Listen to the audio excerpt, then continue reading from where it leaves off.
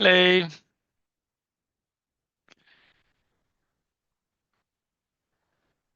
Okay. So welcome to the webinar on integration.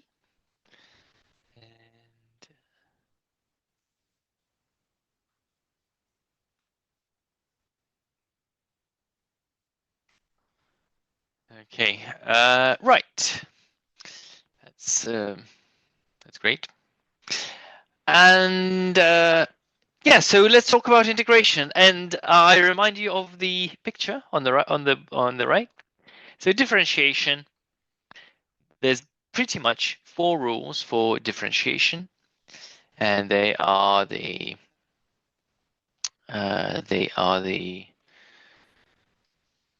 chain rule, the power rule, the quotient rule, the product rule. Well, power rule is pretty much just the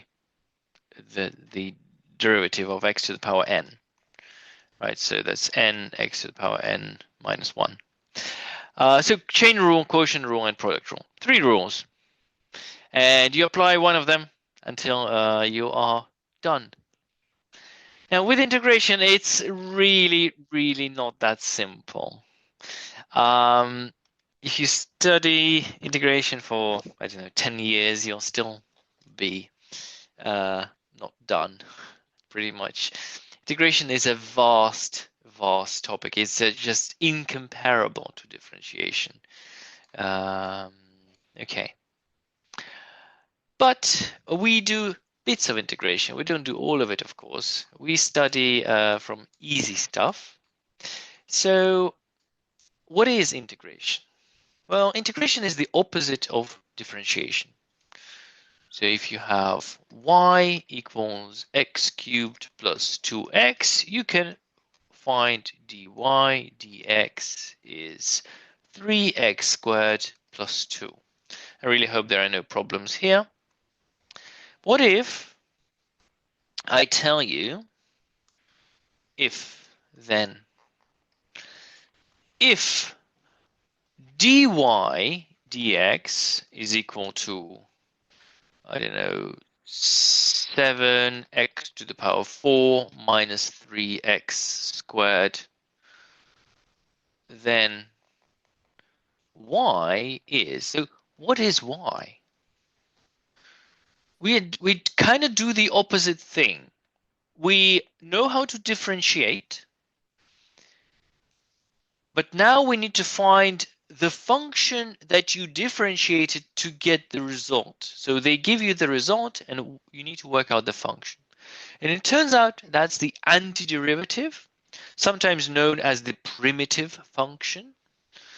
But we'll just write it as the integral of 7x to the power 4 minus 3x squared dx. And that function is, if you know how do you get x to the power 4? It has to be x to the power 5. So it's 7x to the power 5 over 5 minus, I'll just do it like this. Y is this, minus 3x squared, that's 3x cubed over 3. So that is 7/5 x to the power 5 minus x cubed. And indeed, check our answer. If y is 7/5 x to the power 5 minus x cubed, then dy dx, the derivative is 7 over 5 x to the power 4 minus 3x squared. 5 cancels and you get 7x to the power 4 minus 3x squared. Does that make sense? Do you understand what I've done? You don't need to understand how I did it, but do you understand that the integral is the antiderivative? Please vote in the chat. 10 for I understand perfectly well, and 0 I don't understand at all.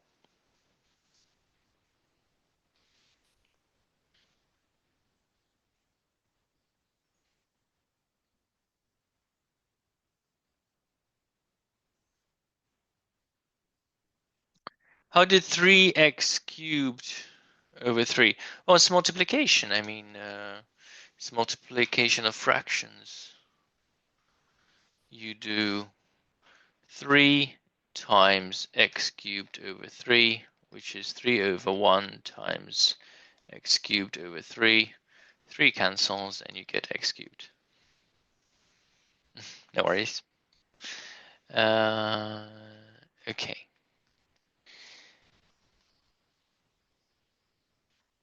Now, it's not the only function that could be suitable, because if you differentiate 7x to the 7/5 x 5 minus x cubed plus 7, for example, you would get the same result. Or if you do plus 71 or plus 719, because the derivative of 719 is 0. So we say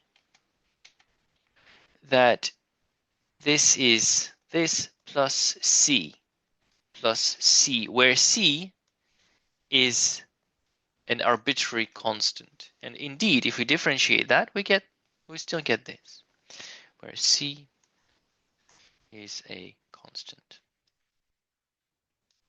Okay. Nice. So let's practice some integration. Let's start from the one on the right. So the formula for the integration is the integral of x to the power n dx is x to the power n plus 1 divided by n plus 1 plus c. That means you increase the power by 1, divide by n by this same new power, n plus c. If you have 3 terms, you can integrate them separately. So this is going to be the integral of 8x cubed dx minus the integral of 6x squared dx plus the integral of 5 dx. Right. And you can take 8 out. That's the beautiful thing. X cubed dx minus the integral 6 integral of x squared dx. And for the last one, integral of 5 dx, I take the 5 out, integral, and I'm left with 1. I'm just going to write 1 as x to the power 0 dx. Yeah, because 1 is equal to x to the power 0. And now I can integrate using the formula. So 8 x to the power 4 over 4. I don't need to write plus c 3 times. I can write plus c once at the end. Minus 6x squared over 2 plus 5 x to the power 1 over 1 plus c. Technically, you would have plus c1 plus c2 plus c3, so 3 different constants. But then you can say, oh, I'm just let me do the substitution, plus c2 plus c3, and that is 8x. So that's 2x to the power 4 minus 3x squared plus 5x plus c. And that's the answer.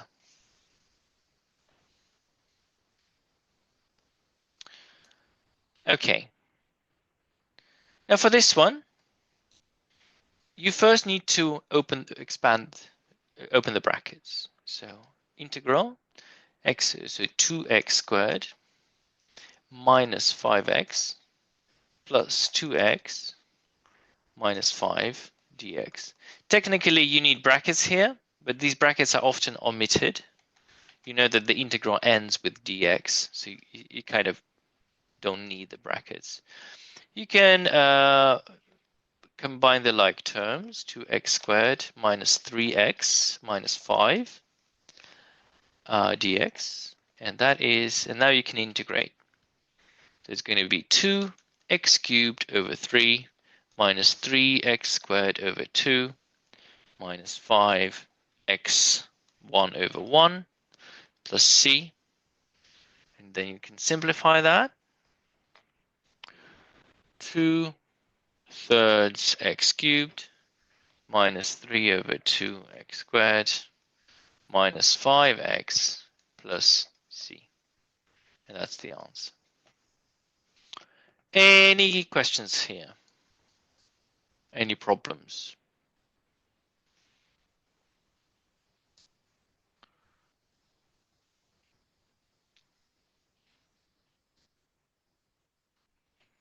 Okay, hopefully not. Now, sometimes you need to find the value for c. And, oh, thank you. Find the equation of the curve with the given derivative of y with respect to x that passes through the given point. So we have that the derivative is that. That means y is the integral of that.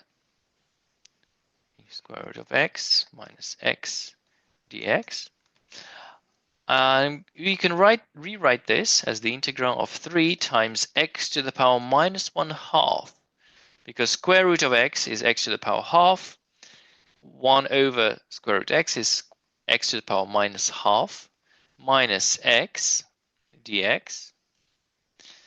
And now we can integrate that. And that's going to be 3 x to the power minus a half plus 1. So x to the power half divided by a half minus x squared over 2 plus c. And this is 3 divided by half, that's 6. X to the power half is square root x minus. All right, guys, can you please stick to on-topic conversations? Thank you. A half x squared and plus c. All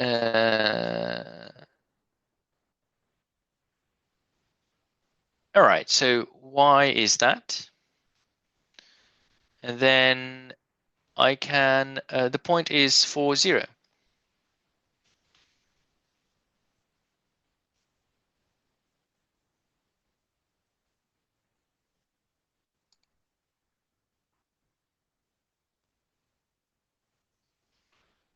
Okay. And right, now we need, but this equation describes a series of curves. So it could be, I don't know how the curve looks like. I mean, I kind of can imagine. It's actually going to be something like this.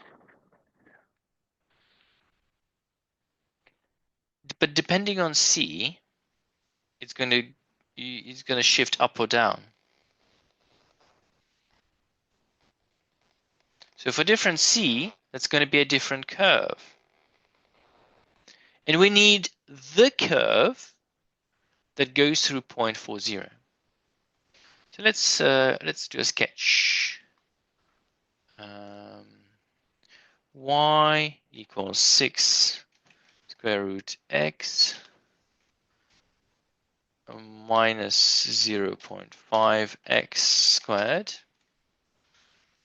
plus c.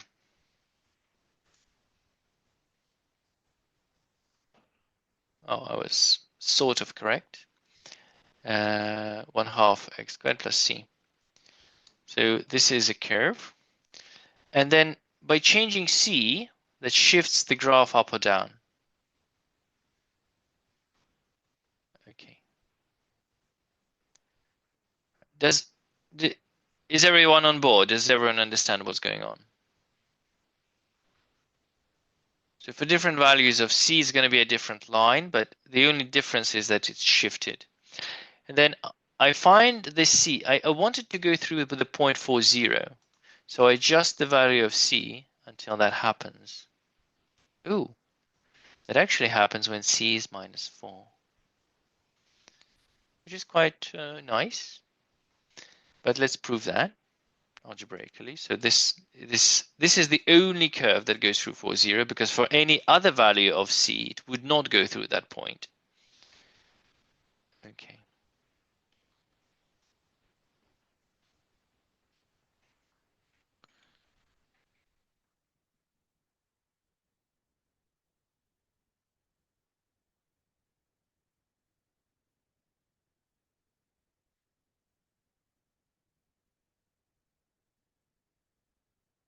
Okay, and then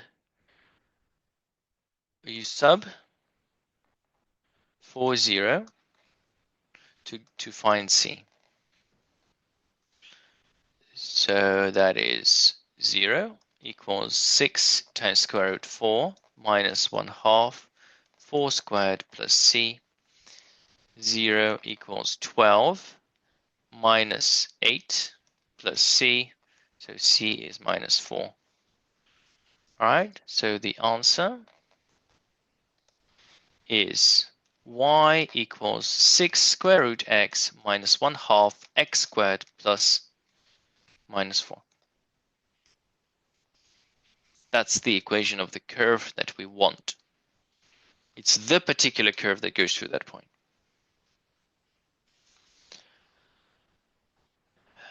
Now, given that dx dt is that, and x is 0 and t is 2, find the value of x when t is 3. Well, first of all, we need to find x. We need to find the function. So here it's quite unusual because we don't have y in terms of x. We have x in terms of t. So find x in terms of t. And we have the derivative of x, therefore we can integrate to find x. So x is going to be the integral of this, of t plus 1 squared, dt, and to integrate that, it's t squared plus 2t plus 1 dt, and that's going to be t cubed over 3 plus 2t squared over 2 plus t plus c, whereas this is a constant. So x in terms of t, x as a function of t, is 1/3 t cubed plus t squared plus t plus c.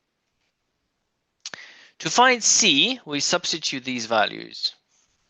When t is 2, x is 0. We can write this as x of 2 is 0. Therefore, 0 equals 1/3 times 2 cubed plus 2 squared plus 2 plus c.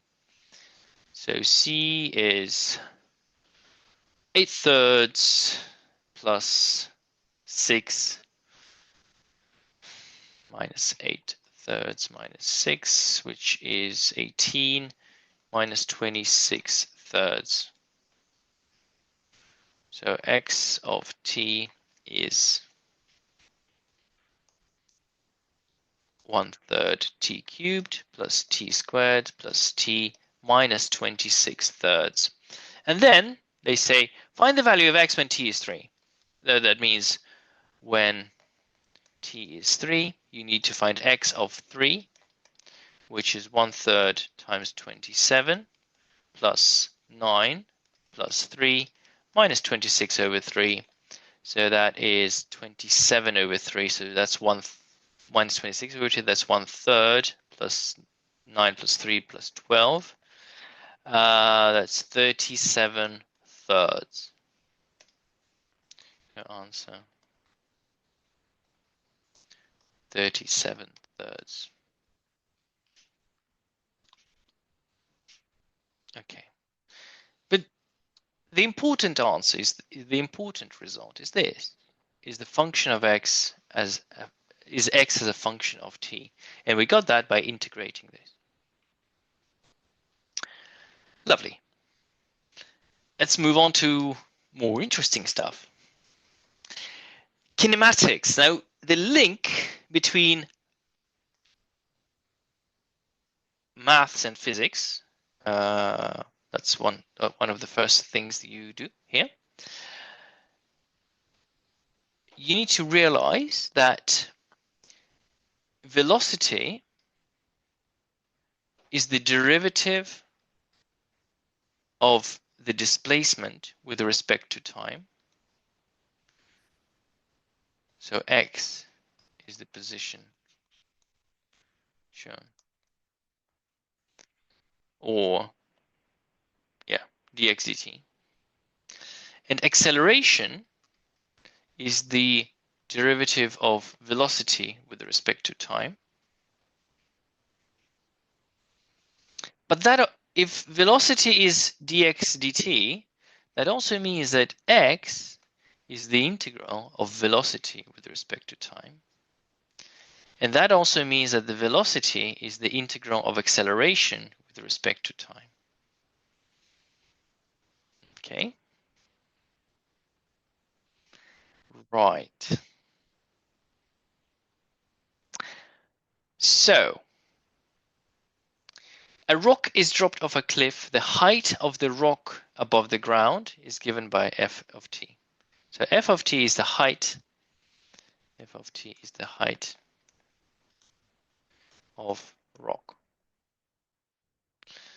F dash t. Oh, what would that be? What was f dash t?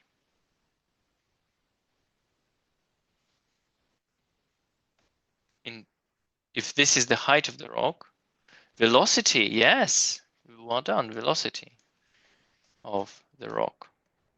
Because it's done here. Velocity is the derivative of the position, and position is f in this particular case, velocity of the rock. Okay, so we have f dash t is equal to minus 9.8 t, and we want f of t. So f of t is going to be equal to the integral of this, of minus 9.8 t dt, which is minus 9.8 t squared over 2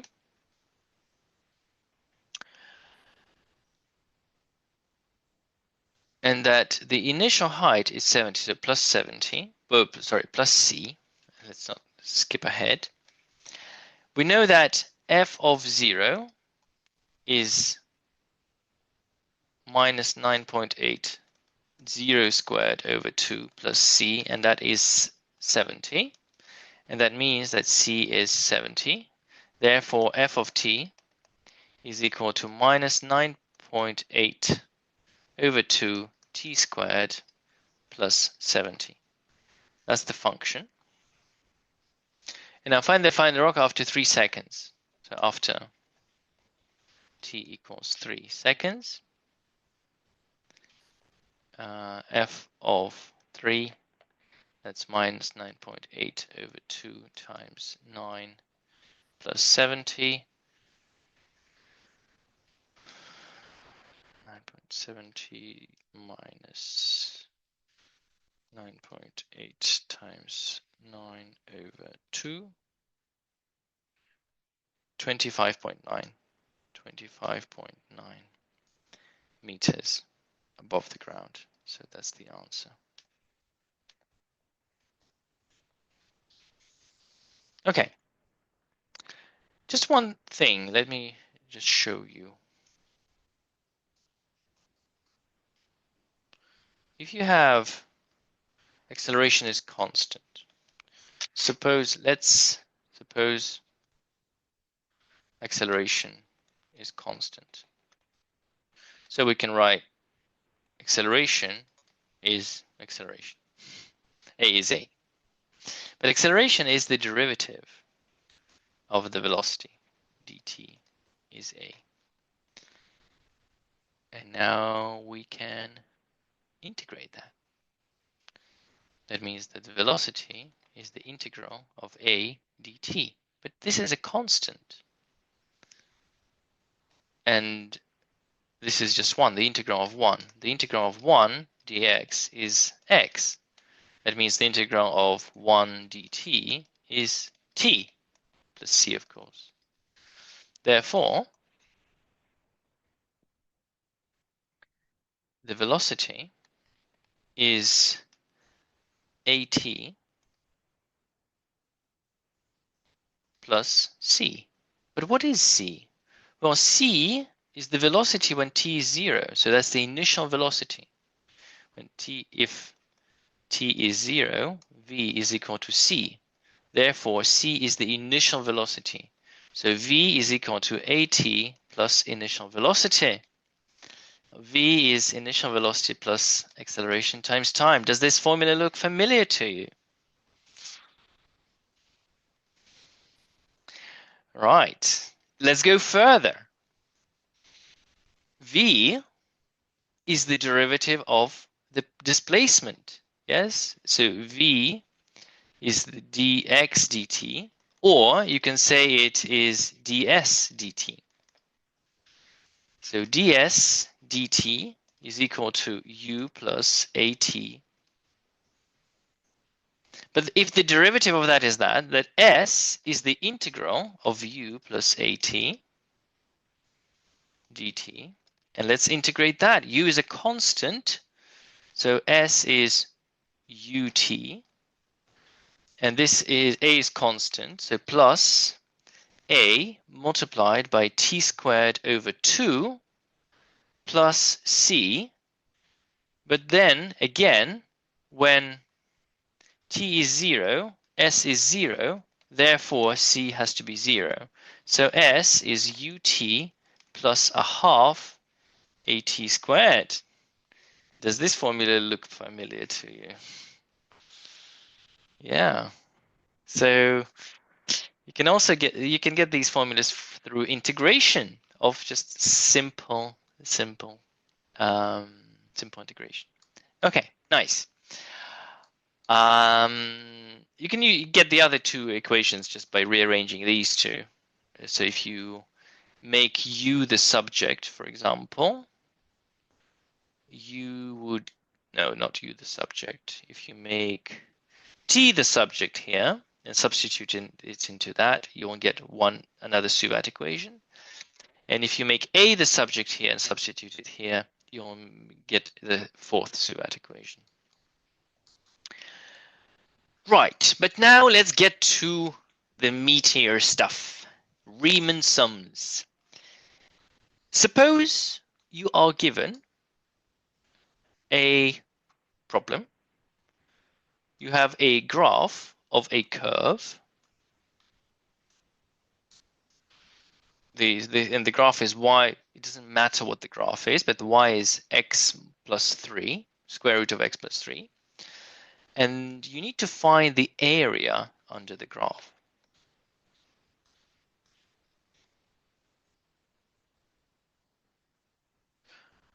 I can kind of say, why not just connect these two and then find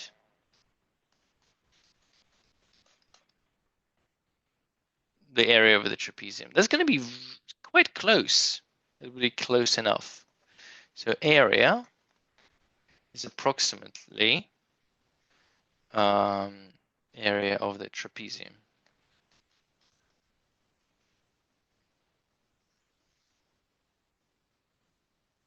Okay, that's not good enough. We can say, well,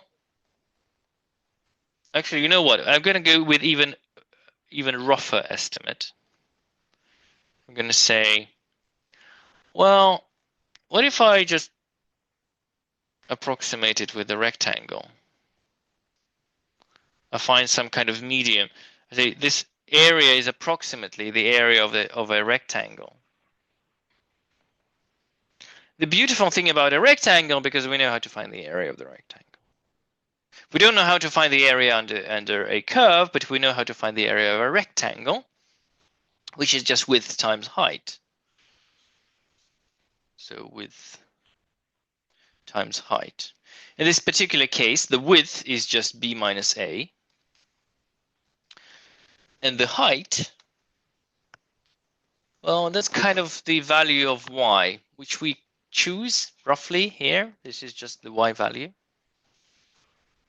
We could choose the midpoint. We can choose the left point, or we can choose the right point. If we choose the left point, the rectangle is going to be like this. So it would be an underestimation. We choose the midpoint, like here. This would be an area like this. Or if we choose the right end, it would be an overestimation. But bottom line is, that if we are allowed to assume that y doesn't change much, it would be a rectangle. So if y didn't change, the height, yeah, the y didn't change, then it would be a rectangle. Almost.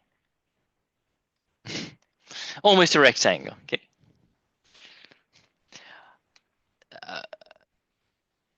Of course it isn't, but we have a trick up our sleeve. What if we split this area into rectangles? Let's split it like this.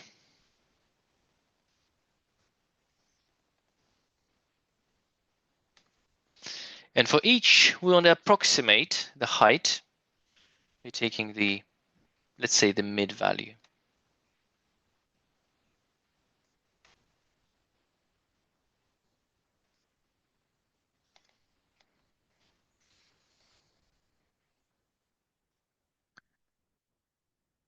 Now, you can see that the total area of the rectangles is really close to the area under the curve.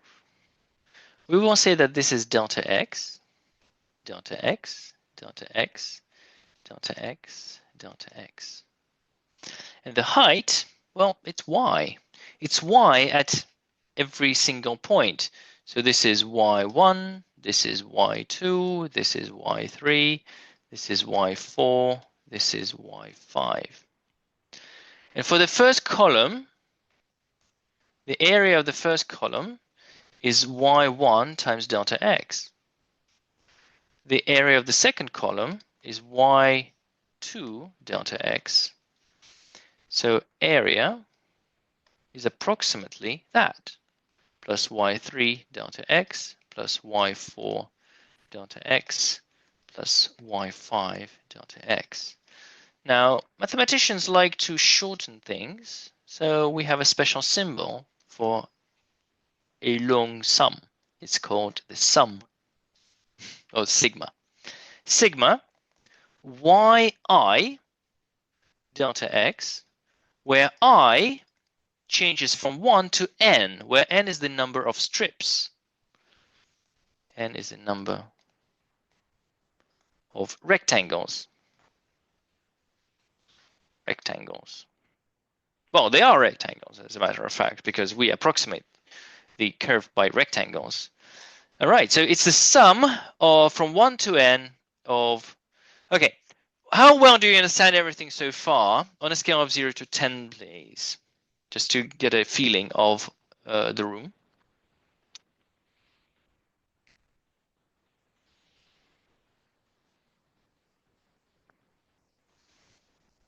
Okay, nice.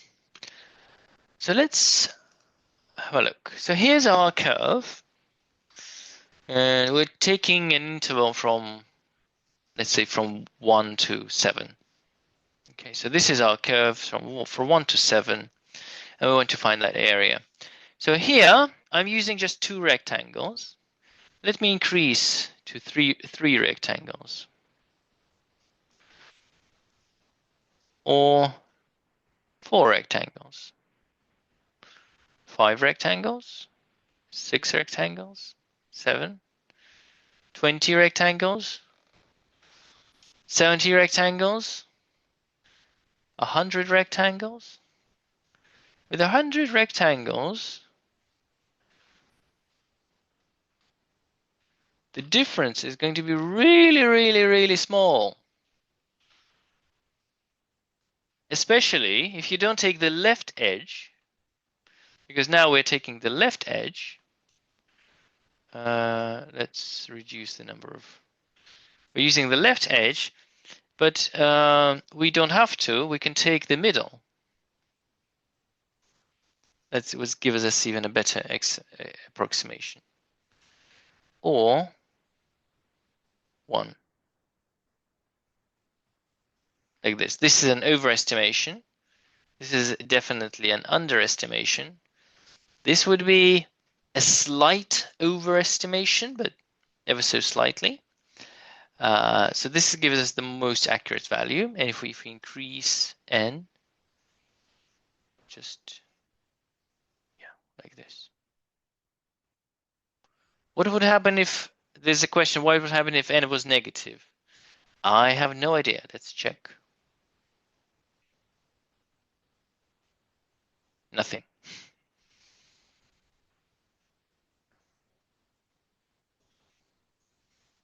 It's a meaningless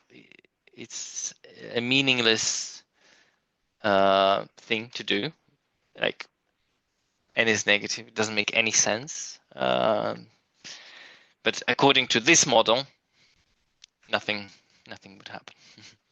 Anyways, yeah, so that's the thing. And it turns out that as delta x becomes smaller, as delta x tends to 0, the approximation becomes closer. And we have a special symbol for that. If you look at this carefully, you might recognize something. So the area is exactly equal to the limit as delta x tends to 0 of this sum, of the Riemann sum, 1 to n. And of course, as delta x tends to 0, that means n tends to infinity, because the number of strips is going to be infinite. yi delta x, and the number of i's, the number of y's tends to infinity. So this is going to be the integral of y. Now delta x becomes really small, so it becomes dx. So the sum becomes the integral. The yi becomes just y, and delta x becomes dx. And the limits are now from a to b. So the area is the definite integral between points A and B. And let's actually calculate this area. Oh, we don't know how to integrate that yet, but let's do an example.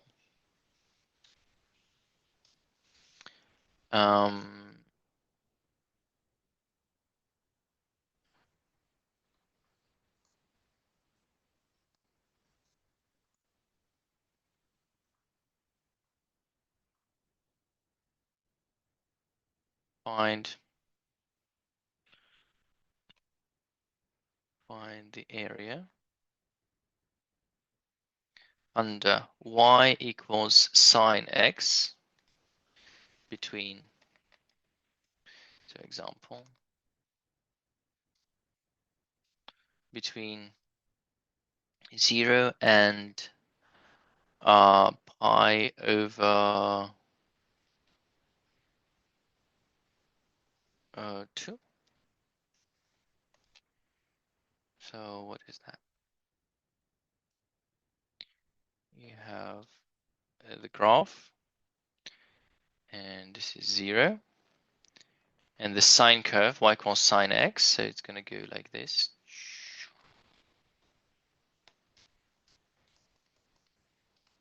So pi over 2 is here. Pi over 2. So between 0 and pi over 2, so we're looking for this area. Y y equals sine x. So the area is exactly equal, so it's not an approximation anymore, to the integral between limits 0 and pi over 2 of sine x dx. And you just integrate this. So the rule is that you integrate that, and the integral of sine x is minus cos x. And then you draw square brackets around it, and you put 0 and pi over 2. And you substitute, so minus cos pi over 2 minus cos 0. So cos pi over 2 is 0 plus cos 0, which is 0 plus 1. That's equal to exactly 1. That's it. So this area, surprisingly, well, I knew it was something easy, but yeah, surprisingly to me as well, it's 1. It's quite nice if you think about it. The area under the sine curve, this is 1. Therefore, this area is also 1. So from 0 to pi, it's going to be 2. That's quite a neat result. Cool. Find the area of a semicircle of radius 1 using Riemann sums. Well, it depends on how you do it. So you could say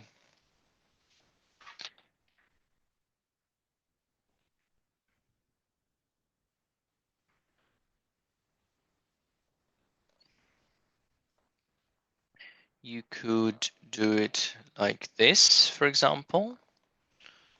So semicircle from here to here.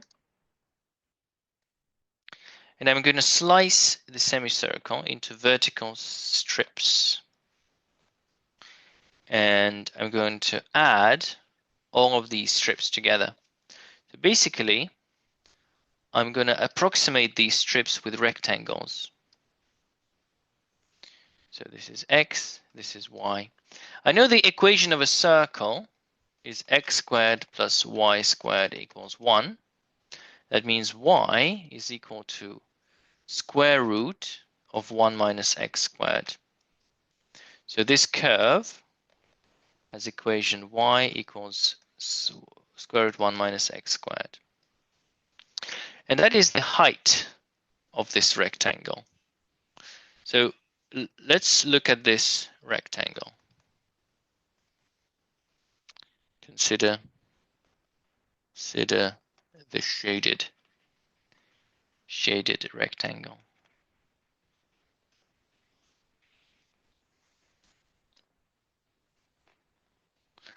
So the width is delta x. So the width of this rectangle is delta x. And the height of this rectangle is 2y.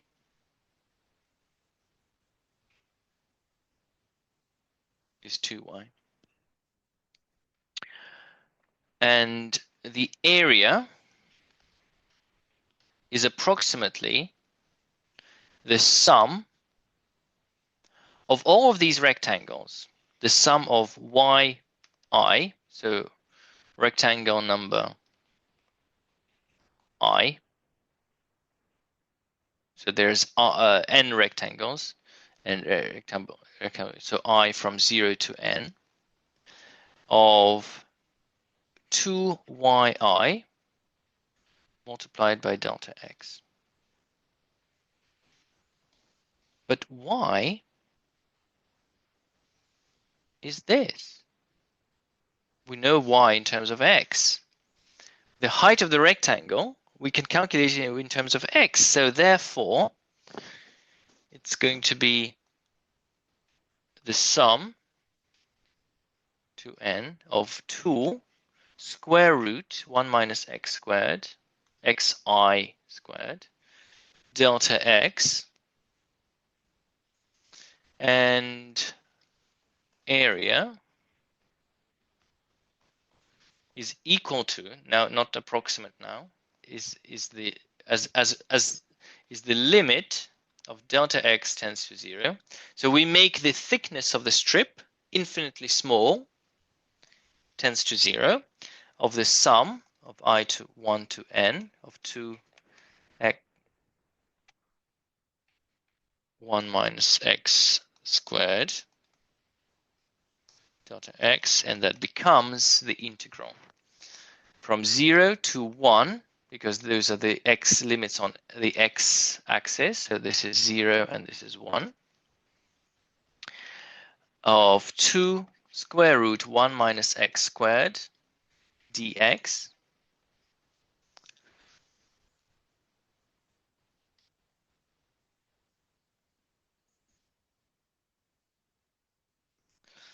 okay.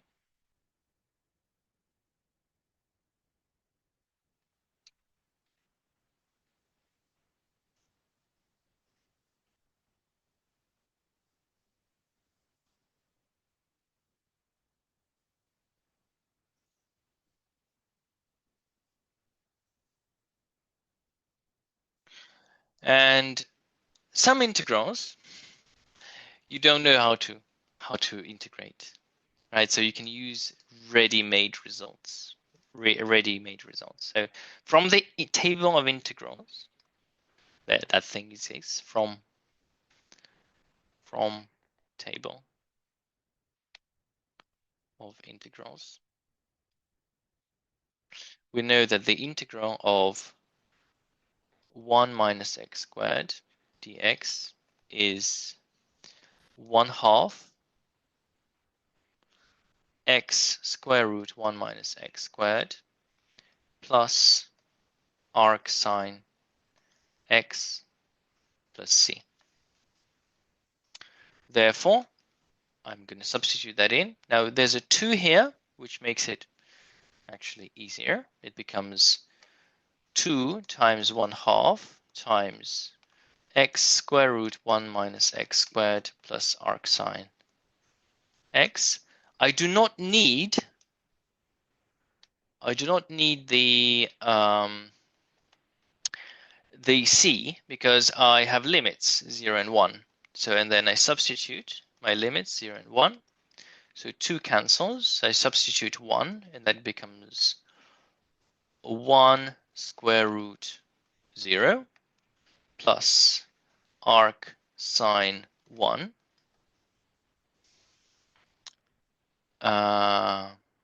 minus 0, because 0 minus arcsine 0 is 0. Arcsine 1 is pi over 2. So the answer is pi over 2. You could use polar coordinates, yes, and I think I'll show that as well. So pi over 2, that's nice because then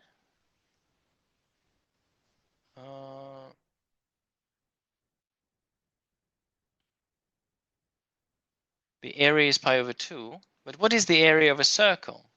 So area is pi r squared, by r is 1, so that's pi. So half a circle, area of a semicircle, is pi over 2. So indeed, true. So this, I have pretty much solved one of the questions from the assignment. This is slightly different, so you can use that.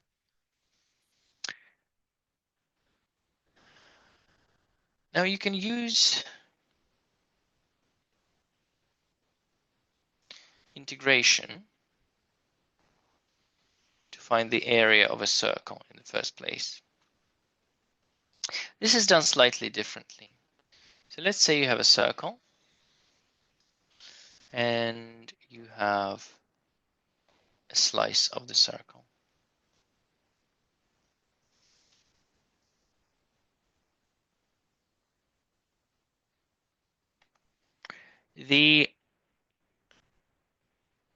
This angle is theta, d theta, sorry, d theta, small angle d theta. The radius is r. So that small area,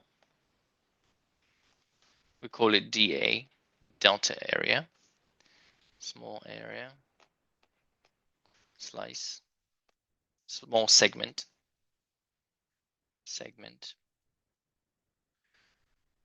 is approximately, well, you know what?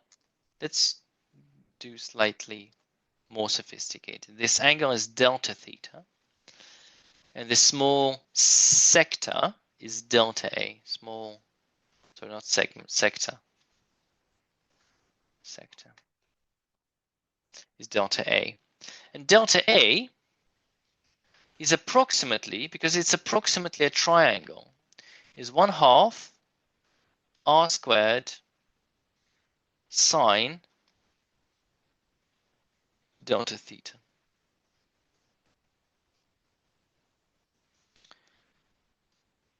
But for small angles,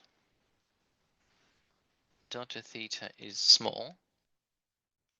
So we use the small angle approximation that sine delta theta is approximately delta theta. So we can carry on with the simplification is 1/2 r squared delta theta. And now the area is the sum of all these small areas, is the sum of delta A. That means it's the sum of 1/2 r squared delta theta, sorry, approximately. But then we make the limit. We take it to the limit, so it becomes limit of delta theta tends to 0. So we make delta theta tends to 0 of 1/2 r squared delta theta. And that is now the integral. And the angle changes from 0 to 2 pi. From 0 to 2 pi. Integral of 1/2 r squared d theta now. R is a constant, so it's 1/2 r squared, integral from 0 to 2 pi of d theta. And we know that the integral of d theta, the integral of dx is x plus c. That means that the integral of d theta is just theta between limits 0 and 2 pi. So it's 1/2 r squared 2 pi minus 0, which is 1/2 multiplied by 1/2 r squared times 2 pi. 2 cancels, which is pi r squared. Beautiful. So we've proved that the area of a circle is pi r squared using integration and Riemann sums, of course, but different types of Riemann sums. Okay. Now, as we move on, we have integrals containing ax plus b. So these integrals, this is sometimes known as the reverse chain rule. So what you do is you treat this as just like a power integral. So you can write it as the integral 0, 1, 1 plus 2x to the power a third dx, or minus a third. And then you can recall how to integrate x to the power minus a third dx is x to the power minus a third plus 2 plus 1 divided by minus a third plus 1 plus c, which is x to the power 2/3 divided by 2/3, so divided by 2 and times 3 plus c. So that's the result. So here we do exactly the same, except we bring out 1 over a. So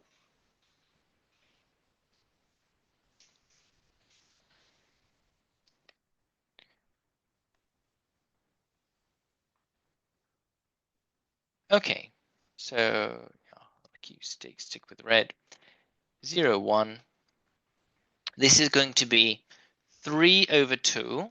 This is the 3 over 2. 1 plus 2x to the power 2/3. And now we need 1 over 2 in front, 1 over a. So how does that work? The integral of ax plus b to the power n dx. If the integral of x to the power n dx is x to the power n plus 1 over n plus 1 plus c, then this integral is going to be the same thing. It's going to be ax plus b to the power n plus 1 divided by n plus 1 plus c. But the only difference is that you have a 1 over a in front. So that's where the 1 over 2 comes from. Dx. And you can check that it actually works. So it's going to be, sorry, there's no dx here anymore. What am I doing? That's silly. And now I put the limits 0, 1.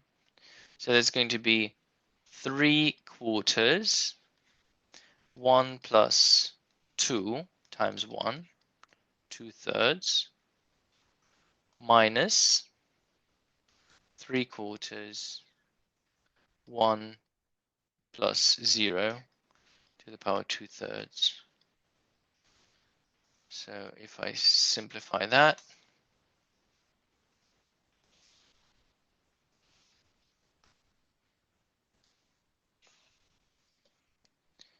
that's 3/4 multiplied by 3 to the power 2/3 minus 3/4. So it's 3/4, open bracket, cube root of 9 minus 1. That's the answer.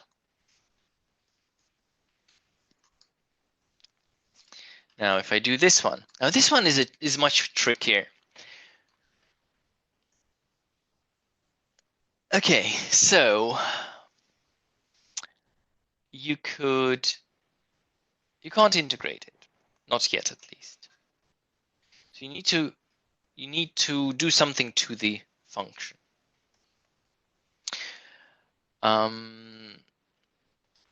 Because you could potentially integrate them separately, but well, you can integrate square root of x plus 10, or you can integrate square root of x plus 1, but you can't integrate 1 over square root of x plus 10 minus square root of x plus 1. Has anyone got any ideas? What can we do? So we have this function. So the function under the integral is this: 1 over square root of x plus 10 minus square root of x plus 1. Any ideas? Like anything? What do we do when we have square roots in the denominator?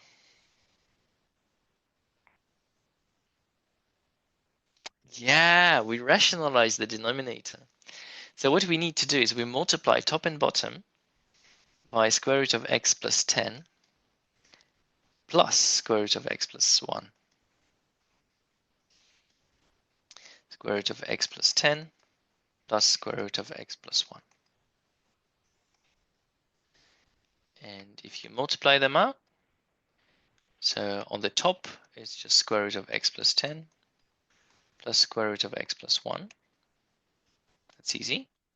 But on the bottom, that's going to be x plus 10, x plus 10. That's going to be x plus 10 plus square root x plus 10 square root x plus 1 minus square root x plus 1 square root x plus 10 minus x plus 1. And you can see, bam, bam, they disappear. And then x disappears. And you are left with 10 minus 1, which is 9.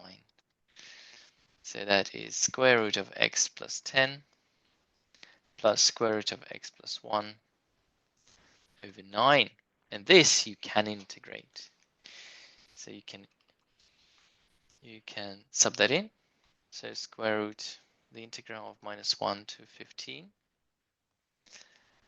square root x plus 10 over 9 plus square root x plus 1 over 9 dx. You integrate them separately. You integrate this one and then you integrate that one. But we already know how to integrate that. So this is the integral of -1 to 15. So that's 1/9. We can take that out. X plus 10 to the power 1/2 plus x plus 1 to the power 1/2 dx. And that's going to be 1 over 9 x plus 10 to the power 3 over 2 divided by 3 over 2 plus 1 over 9 x plus 1 3 over 2 divided by 3 over 2. And it's well, a is 1 in this case. A is 1 in both cases, so you just leave it 1 over 1. And now we can substitute -1 and 15. Substitute 15, so it's going to be 1/9 multiplied by 15 plus 10, so 25 to the power 3 over 2 divided by 3 over 2 plus 1/9 times 15, that's 16 to the power 3 over 2 divided by 3 over 2 minus 1 over 9. This is going to be 9 to the power 3 over 2 divided by 3 over 2 minus, oh, that's 0. Okay, and that is 1/9, so that's 2/27 multiplied by 25 to the power 3 over 2, that's 125 plus 2/27 multiplied by 16 to the power 3 over 2, that's 64, minus 2 over 27th, and that is going to be 27. So that is 2/27, open bracket, 125 plus 64 minus 27, which is 2 over 27.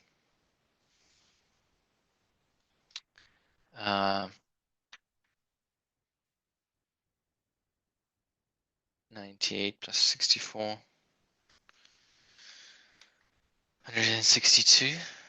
162. 62 divided by 27. Ooh, I think that's 6. That is 12. Wow. Okay, that's nice. Okay, I really hope that was useful. And we got a similar problem here. This problem is very similar to the one in the assignment.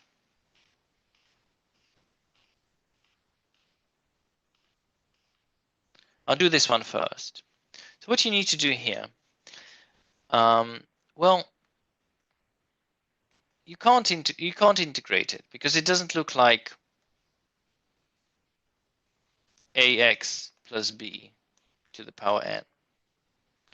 But what you can do is you can multiply top and bottom by 3.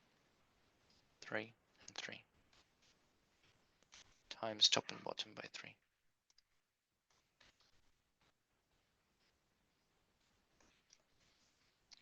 That's going to be 3x plus 3 divided by 3 cube root 3x plus 1.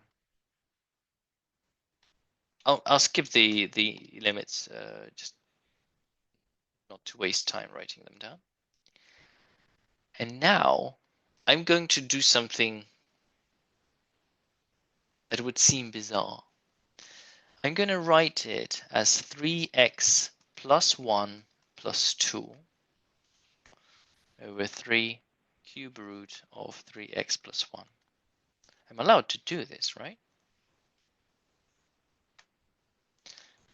But then I'm going to write it as 3x plus 1 over 3 cube root 3x plus 1 plus 2 divided by 3 cube root 3x plus 1.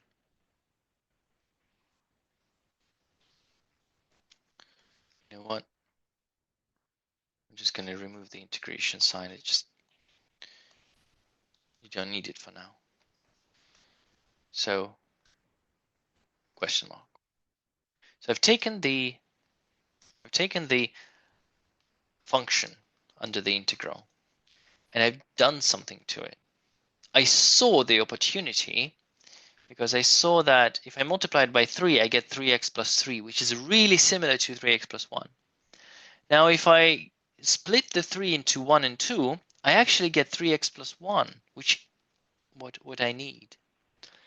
And then I see 3x plus 1 divided by 3x plus 1. So that's going to be 1/3 multiplied by 3x plus 1 to the power 1 divided by 3x plus 1 to the power 1/3. It's going to be 3x plus 1 to the power 2/3 plus 2/3 3x plus 1 to the power minus 1/3. And now I can integrate it.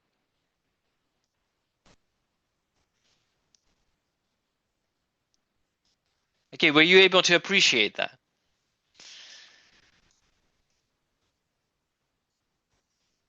So now if I integrate this, 7/3 x plus 1, and this is cube root of 3x plus 1 dx, I can't integrate this, but I can integrate that. So that's equal to the integral of 1/3 3x plus 1 2/3 plus 2/3 3x plus 1 1/3 dx between limits of 0 and 7/3. And now it's going to be 1/3 multiplied by 1/3 again, because that's 1 over a. The formula is 1 over a times 3x plus 1 to the power 2/3 plus 3. That's 5/3 over 5/3 plus 2/3 3x plus 1 2/3 divided by 2/3. So here and this 1/3 as well here. 2/3 cancels out. The 3 cancels out here. So 1/15. So that's from 0 to 7/3. So that's going to be 1/15. 7 plus 1 to the power 5/3 plus 1/3 7 plus 1 to the power 2/3 minus 0, so that's 1/15. 1/15 times 1 to the power 5/3 minus 1/3 times 1 times 1 to the power 2/3. And that is 1/15 times, so 7 plus 1, that's 8. 8 to the power 5/3. That's 2 to the power 5, that's 32. So that's 32 over 15 plus 4/3 minus 1/15 minus 1/3. So that is 4/3 minus 1/3, that's 1. 32 minus 1, so that's 31/15 minus 1, which is 16/15. That's the answer. Okay. You have a very similar question in the assignment, which is this.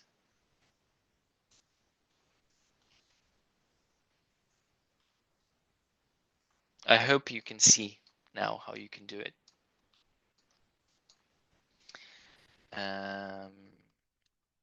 It's the same method. Just need to make the top look like the bottom. And finally, we got a quite a simple question. Find the area of the shape between the curves. So here we just need to sketch. So y equals cos x. So that is like this. And it's actually minus pi over 4, so we need the negative part as well.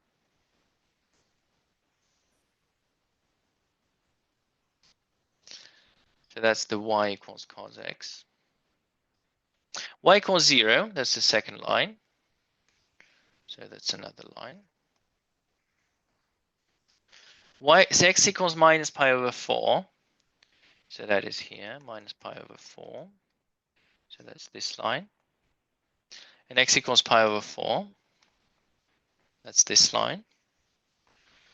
So basically you need this area.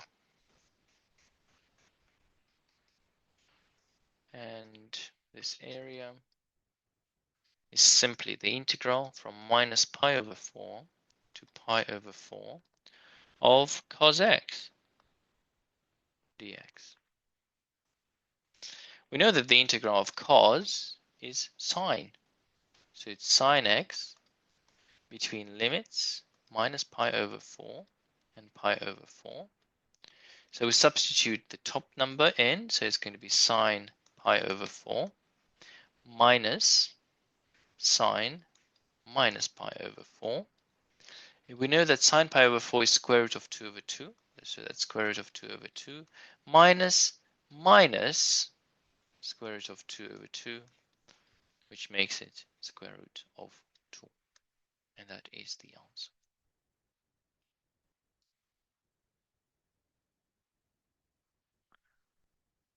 So that's all I have prepared for you today. Does anyone have any questions? Happy to answer. What are the polar coordinates?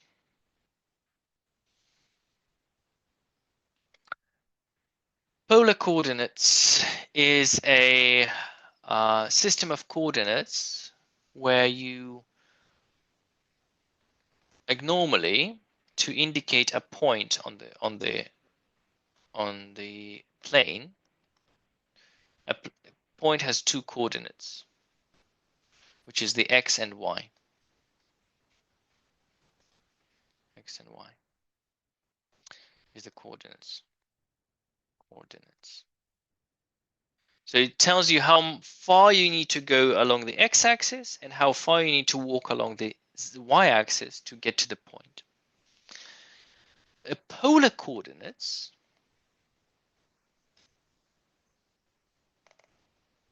tell you are r and theta. They tell you how far you are from the origin.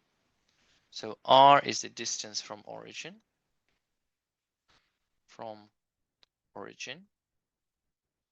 And theta is the angle from positive x-axis. So this is the angle, and this is the distance r. So example.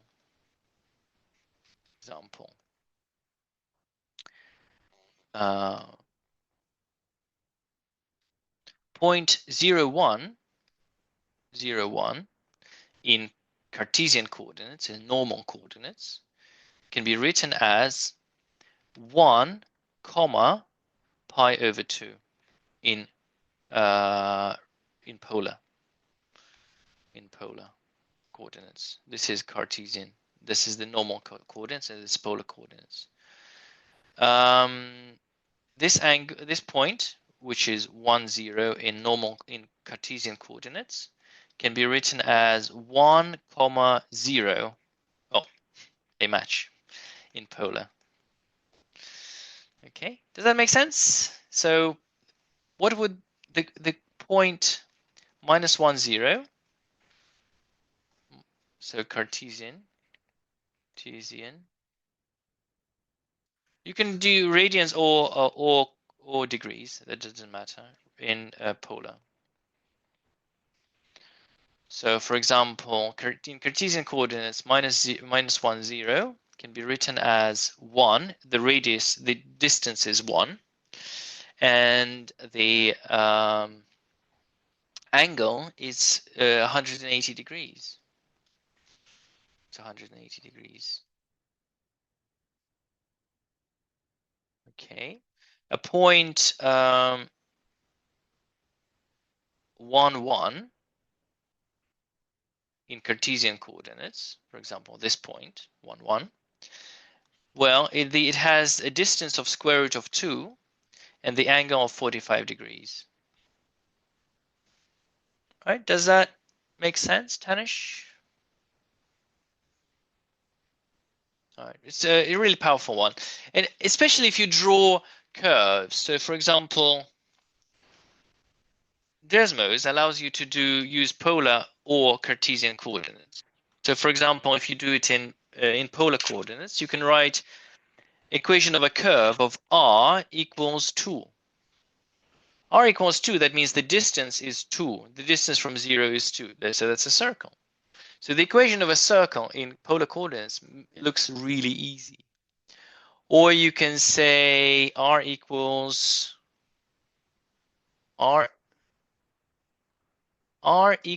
2. So let's make r equals 2. Okay. What if I do r equals theta? What do you think that would be?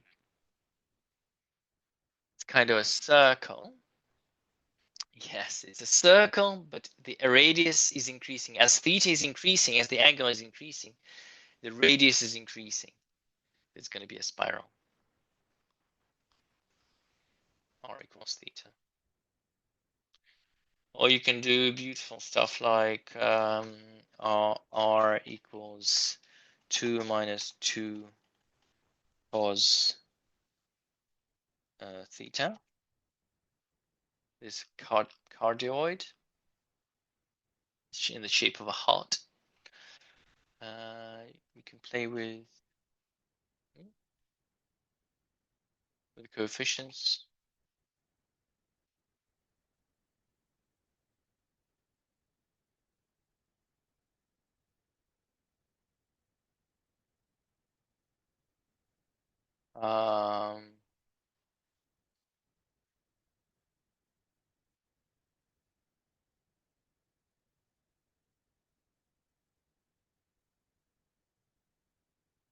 Okay. Can you have the integration bounds as infinite, and how do you calculate it? You can. So, for example,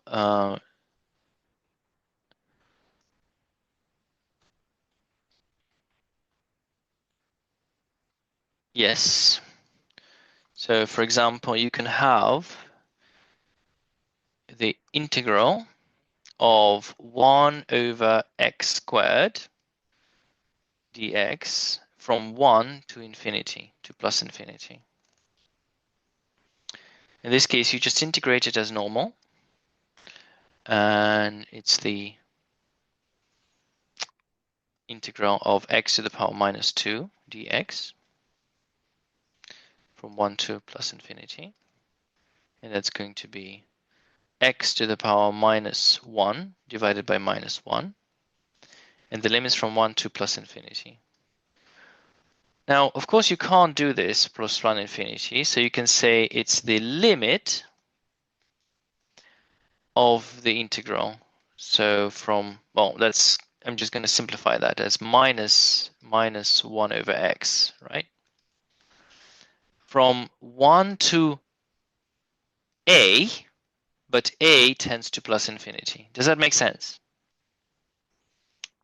This, I'm saying from 1 to plus infinity is the same as from 1 to a, but a goes to infinity.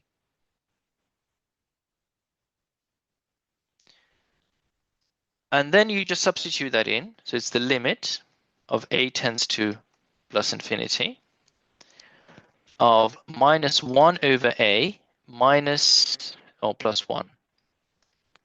But what happens as a tends to infinity? As a tends to infinity, what is 1 over a? 1 over infinity is 0. So that's 0 plus 1, which is just 1. So you can have, you know, a lot of people skip this step. So they just substitute infinity, but I don't like that. This is kind of breaks down maths because people just do this and they say, oh, well, actually, I'm guilty of doing that sometimes. They just say, okay, it's going to be infinity to the power minus 1 divided by minus 1 minus 1 to the power minus 1 over minus 1. So that's 0 plus 1, which is 1. But, I mean, this is like nonsense. How can you have infinity to a power minus 1? How can you have 1 over infinity? That doesn't make any sense. Okay, that's that. So I'll post this question as well.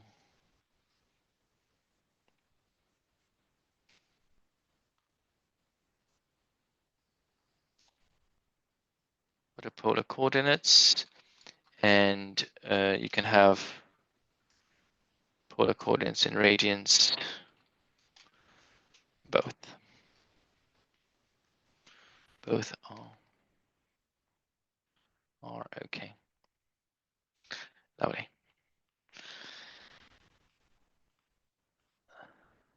1 over infinity. No, 1 over infinity is the meaning of this statement. If you take the function, like strictly speaking, the function of x is 1 over x. The domain of this function is all real numbers. But infinity is not a real number. Therefore, 1 over infinity is undefined.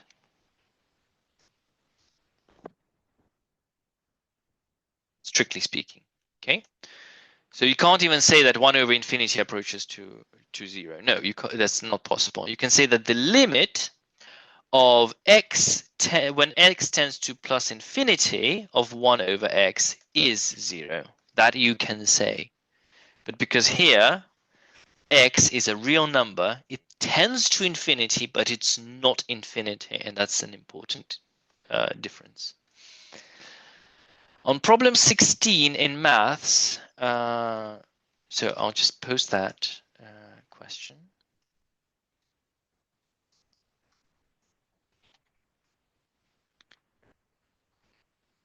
No.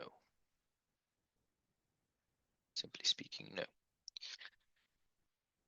Infinity is not a real number. It's look up the definition of infinity. It's different. Different people do it differently. On problem 16 in math, talks about the force that the wooden water. Okay, let me. In problem 16 in maths, it talks about the force that water pressure exerts, but wouldn't water pressure be that force? Well, force is pressure times area. So you have the wall of the container. This is the wall. And if you take a small area here, so the force is equal to pressure multiplied by that small area. Let's call it dA. And then you have all these areas, and each of them has a force.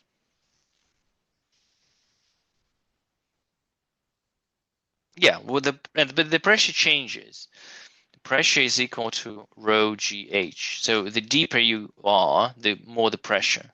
So the pressure at the bottom is higher, P2 and P1. Pressure at the bottom is high, pressure, so low, low, and high. So it increases. So there are different ways you can do this. You can integrate. You can say, you can break it down into strips, so of thickness dH, and then you can say that the force is the small df is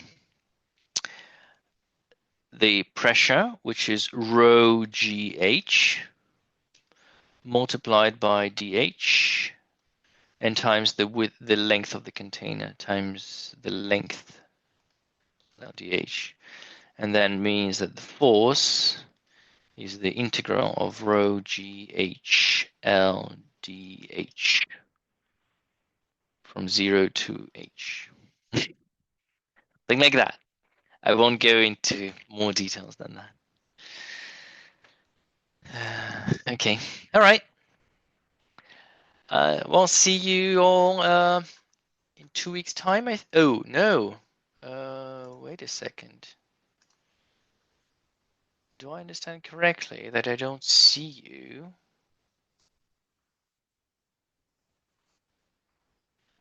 So today is the 3rd. Then, oh wow, it's a whole month. So I'll see you in January, but we have a guest lecturer on the 18th of December, which you're welcome to join. We will contact everyone saying this. So this will be 3 guest speakers, and they will be talking about artificial intelligence. But yes, you will see me in January. All right. See you all, and have Merry Christmas, Happy New Year, or whatever you are celebrating. Right. See you all.